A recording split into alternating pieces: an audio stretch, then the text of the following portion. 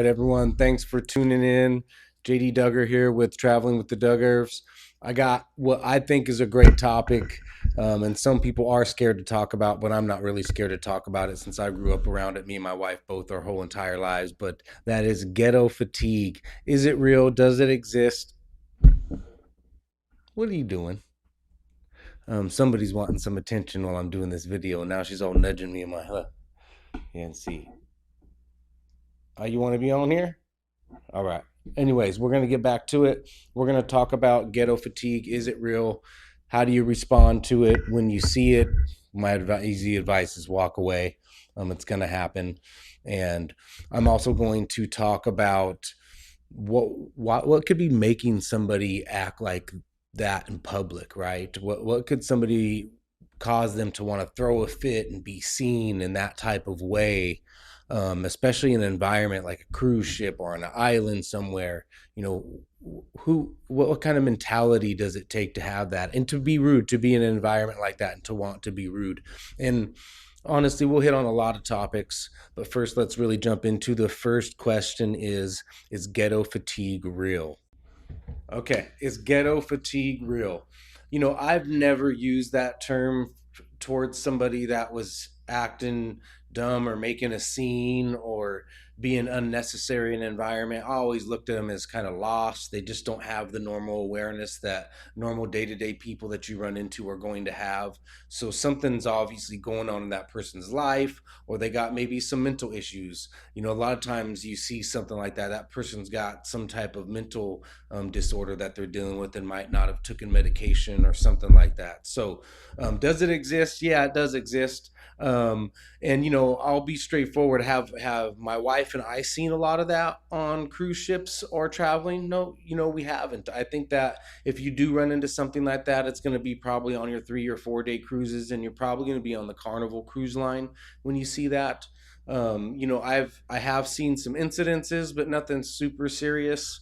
We just there's a lot of places to go on a cruise ship. We just go the other way, let people be about their business, and make sure that we have a good time on our trip and don't get caught up in something that's going to get us banned off the cruise ship, right? So, um, the quick answer for that is yes. I think ghetto fatigue does exist, but I mean, you could label it how you want. I kind of just label it as lost. That's kind of the term that I would use when I see somebody, throwing a fit, whether it be on a cruise ship, on an island, in the airport, or wherever it is.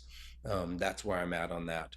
Let's jump into the next topic now, that I want to talk about in regards to this ghetto fatigue thing that you're starting to see go around and get some momentum. And that is the rarity of that really happening to you is very rare.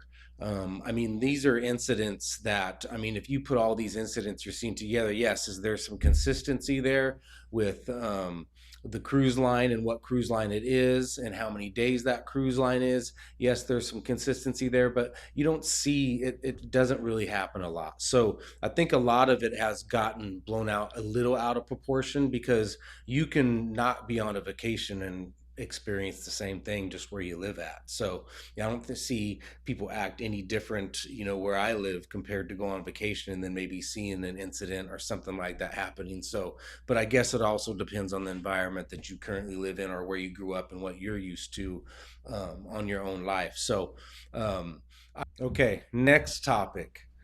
Who does ghetto fatigue apply to? Well, that applies to a ton of people. Ghetto fatigue can be applied to, which, like I said, I call it lost, but being lost and just not being able to have the regular awareness that normal people have.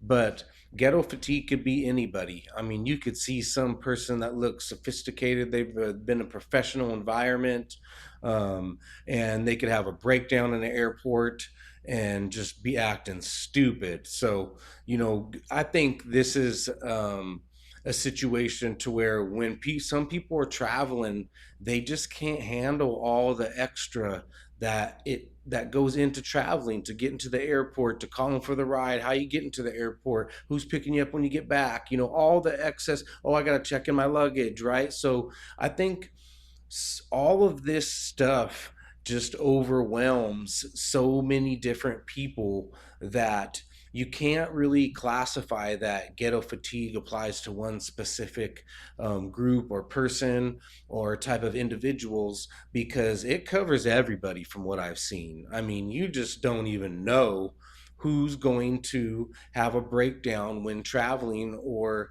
on vacation.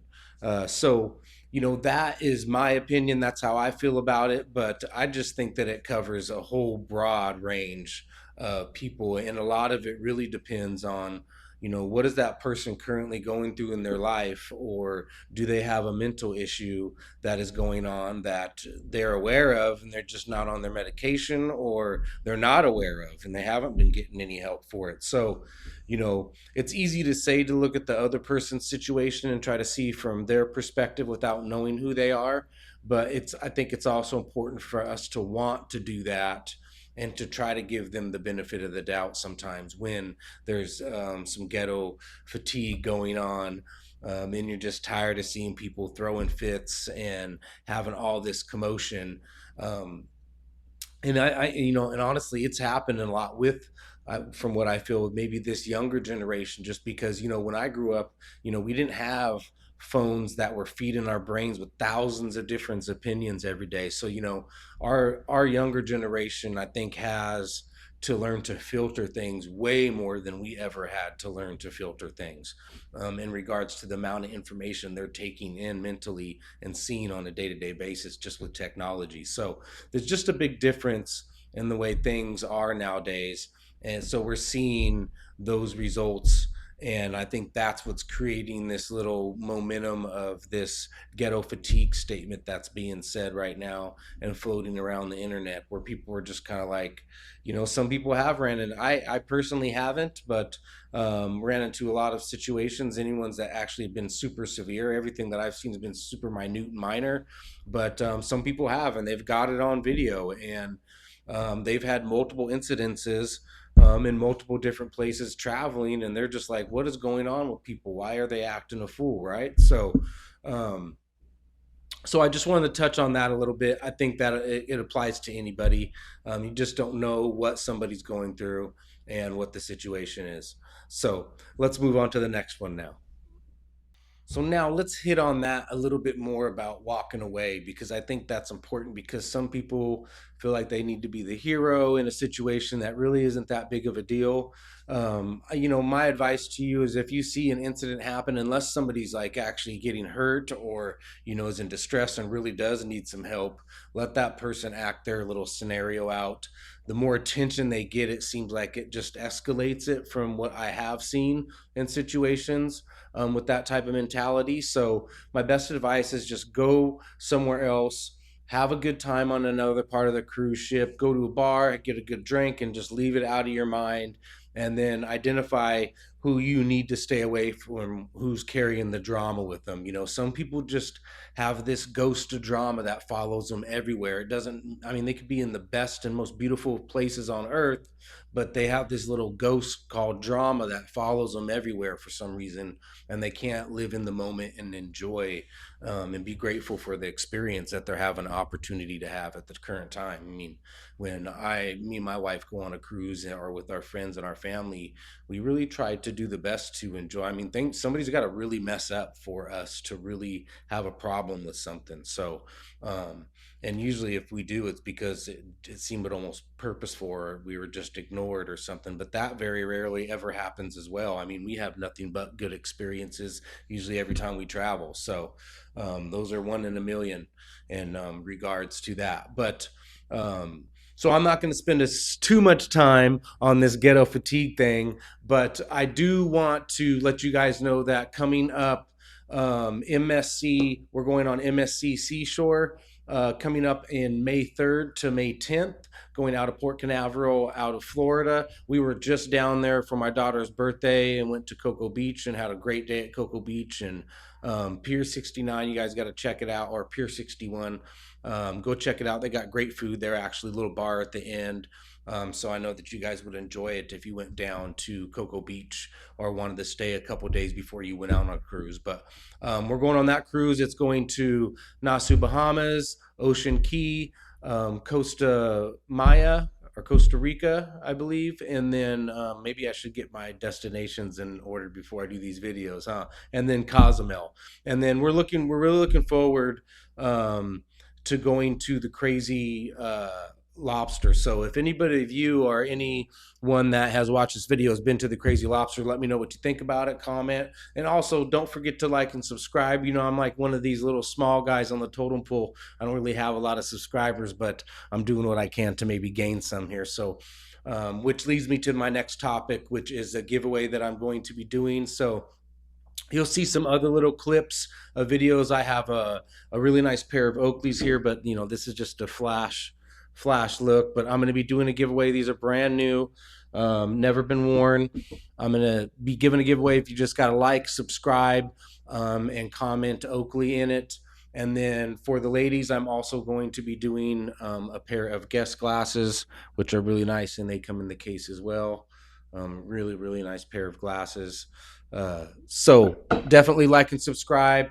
That way, I need to get at least 150 subscribers in total for me to do the giveaway, to justify the giveaway. So any like and subscribe or comments you can do, let me know, and that would be awesome. We get to that, we'll do that giveaway. Hopefully I could do it here in the next week or two. That would be great if I could get it going in the next week.